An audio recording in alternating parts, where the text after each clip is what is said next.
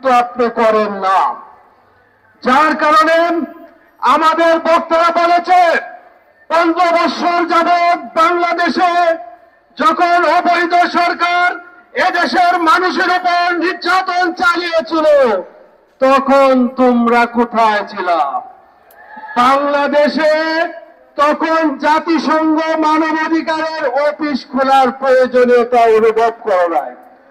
এখন যখন আমরা স্বৈরাচারকে বিচার করার জন্য দেশের জনগণ ঐক্যবদ্ধ, তখন তোমরা সেই বিচারকে বাস্তবায়িত করার অপচেষ্টায় মানবাধিকারের নামে বাংলাদেশে প্রবেশ করতে চাচ্ছ। জনগণ দেবে না। জনগণ না দিলে 15 বছরের দখলদার ফ্যাসিবাদ টিকে থাকতে পারে নাই। তোমরাও বাংলাদেশে অফিস খুলতে পারবা না। আরেকটা কথা বলতে চাই, জনগণ আমাদেরকে সামনে এদেশ পরিচালনা করার জন্য ভোটের ব্যবস্থা করার জন্য বলা হয়েছে।